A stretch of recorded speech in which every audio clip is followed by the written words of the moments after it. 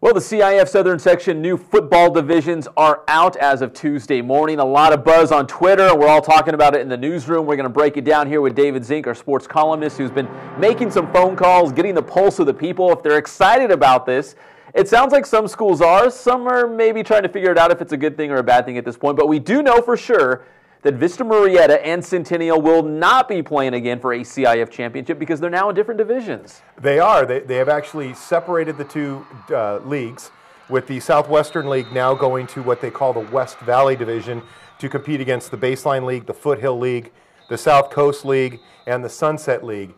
This means that the Southwestern League will be making some huge traveling in the playoffs. They will go anywhere from northeast LA County to southwest Orange County and every point in between. Now, obviously, the Sunset League is sitting right there on the edge of Orange County and LA County, Long Beach, Huntington Beach area. So they're really going to be all over the place. But Ray Moore, the athletic director who I just spoke to, doesn't seem to be, quite as fazed by it as I thought they would be, because he was actually saying, we travel in all sports, and he made the point that they've been to Santa Barbara and other places for other playoff games and teams in this past year. So it's not a big change. Travel is something you have to do in a Southern Section when you have 580 schools, and he's not really upset with that. And he does like the opportunity to be able to get up into the leagues that they were trying. I mean, they were trying to get games with Hart and those types of schools that are up schools in the Santa Clarita area, and in trying to do that, you never got them because they always said you're too far away. Well, now playoffs will force them to actually get there. And the other takeaway is that the Southwestern League in preseason now, and Vista Marietta in preseason, has good opportunity to actually turn around and play against Big VIII teams, because usually they don't want to do that because they're going to be playing them in the playoffs.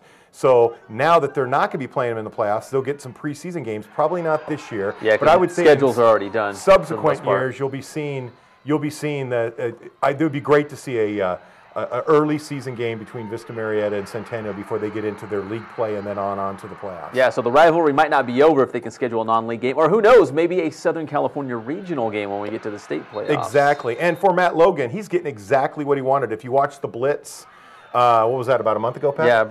We had Matt on and we talked to him about what's going to come up, what's going to be happening. We heard rumor about them going to the Pac-5, and he confirmed that likely was going to happen, but he wasn't sure yet. And it's now happened. So they're going to be playing against, if you're looking at the Big Five, you got the Big VIII, the Moore League, the Marymount League, the Sarah League, and the Trinity League. So they're going to be playing against some really good competition. That's in this Southern Section. The Pac-5 is probably the elite league or division. And this is something that Vinny Fazio, our football analyst on the Blitz, new head coach at Ramona, he kind of predicted. He said, the CIF Southern Section needs like an open division. This is pretty much an open division when it comes to the best of the best for football. This will help with state. I mean, it will, because you don't have teams knocking each other out of the way to getting to state, and you'll get some of the better teams going into state with that. But the Pac-5 is going to be crazy. And in fact, this year, Matt Logan told us that they've got games scheduled with Long Beach Poly, Mater Dei, Orange Lutheran, and originally they had Bishop Amat, but we looked on the schedule and their last game is against Valencia now. But they're going to be playing 3 of 4 teams that are going to be in their Pac-5 division playoff previews possibly now that they're all in the same division for the Pac-5. So let's take a look at the brave new world of the Inland Division, where Centennial and Vista Marietta and the Southwestern Big VIII leagues are gone. Citrus Belt stays, but now we've got, the Inland Valley, Mountain Pass, San Andreas, and the Sun Belt League, which horribly competitive it's going to be. Yeah, it's going to be balanced. I mean, I think that's the best takeaway. You've got teams from each one of those leagues that can really compete with, for a title. I mean, in the Citrus Belt, you've got Rev. In the Inland Valley, you've got Rancho Verde and Poly, and these are just off the top of my head. So if you're in the Citrus Belt League, we don't think you can get there. Mountain Pass, you've got some good teams coming in from Citrus Hill, and they've won titles recently. And then in San Andreas, you've got teams like San Gorgonio last year, who were very good team. And I think that Coach What's their coach's Gehringer. name? Yeah, Gehringer is going to be really excited about this division. I saw him at the Hubs Awards, and he was talking about the possibility of this happening. And then, you got Sun Belt League. And the Sun Belt League is a league that's kind of like the little brother to the Southwestern League. Yeah. Now they can kind of step out of that shadow of the Southwestern and possibly compete for a title. We saw Heritage. They won it all in the Central Division last season. They've played some great football down there. So if you're speaking of competitive balance, I know a lot of teams aren't going to be sad to see Centennial and Vista Marietta leaving it because they've played 4 years in a row for that Inland Division title. But now it looks kind of wide open. There's a lot of good teams in each of those leagues. Now, the one thing we can also tell you is that the Inland Empire area generally had 5 divisions that they were in. It's now 7, spread over 7 divisions. So the ones we haven't touched on are the Central. We've got the Sunkist, which is the only really in our footprint, but there's still other inland teams like the Mount Baldy League. It's right on the edge of where we're at. Yeah.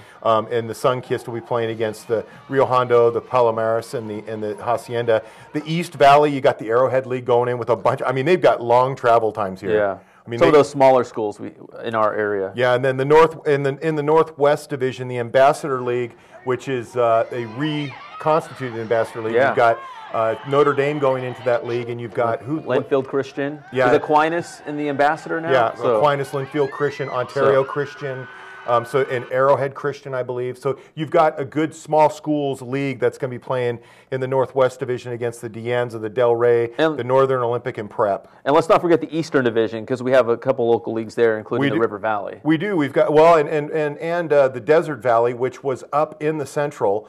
And the Palm Springs has won a couple Palm titles. Springs, La Quinta. They've won some titles, but they're now down in the Eastern with the Desert Sky and the Mojave River. The Desert Sky is actually the high desert schools, and the Mojave River is also the high desert schools. And then you've got the Mountain Valley and the River Valley, which is Metropolitan Riverside. It's a mishmash of schools from different areas. Moreno Valley a little bit. But I think they all play at I think this is all at the right level. That Eastern Division will be pretty darn competitive too. And I think the overall theme, if you want to put an umbrella on this, is that they were trying to get competitive balance, right? They didn't want a team or two just dominating every year like we saw Centennial and Vista in the Inland. And as I've been told, a few years ago, they went to let's go to the regional approach and make sure teams are grouped regionally so we don't have as much travel. Proximity, right? Yeah, exactly.